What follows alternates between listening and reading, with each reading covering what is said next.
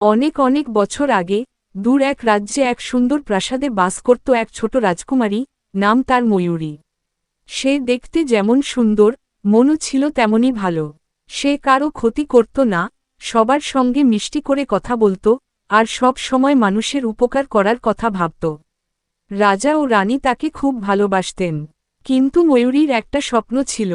সে এমন একটা রাজ্য বানাতে চাইত যেখানে কেউ কাঁদবে না, কারো ক্ষুধা থাকবে না, আর সবাই হাসিমুখে থাকবে।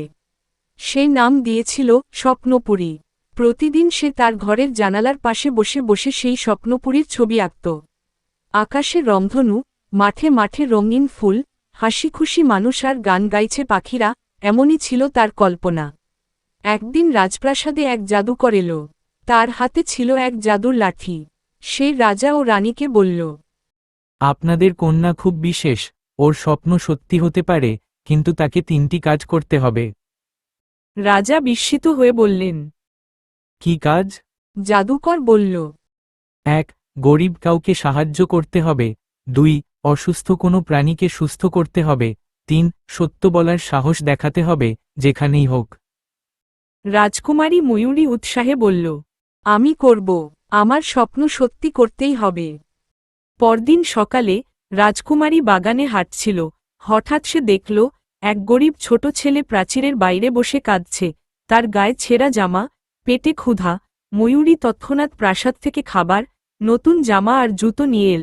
সে ছেলেটিকে খেতে দিল। ছেলেটি চোখ মুছতে মুছতে বলল, তুমি একজন দেবদূত। একদিন বাগানে খেলার সময় ময়ূরী দেখতে পেল একটি টিয়া পাখি গাছের নিচে পড়ে আছে, ডানা ভেঙে গেছে। সে তাড়াতাড়ি পাখিটিকে হাতে নিয়ে নিজের ঘরে নিয়ে এল। মলম লাগালো, খাবার দিল, যত্ন করে রাখল। কয়েকদিনের মধ্যে টিয়াটি সুস্থ হয়ে গেল। এরপর সে খুশি হয়ে রাজকুমারীর কাঁধে বসে গান গাইতে লাগল, ট্যা ট্যা, তুমি সেরা, তুমি সেরা। একদিন রাজসভায় রাজা ও মন্ত্রীদের সঙ্গে একটি গুরুত্বপূর্ণ আলোচনা হচ্ছিল। একজন মন্ত্রী ভুল তথ্য দিচ্ছিল, কিন্তু কেউ কিছু বলছিল না। রাজকুমারী ময়ূরী সাহস করে উঠে বলল, রাজন, আমি জানি সত্যি কি হয়েছে। মন্ত্রী মশাই ভুল বলছেন। সবাই অবাক হয়ে গেল। একজন ছোট মেয়ে এত সাহস করে সত্য বলল।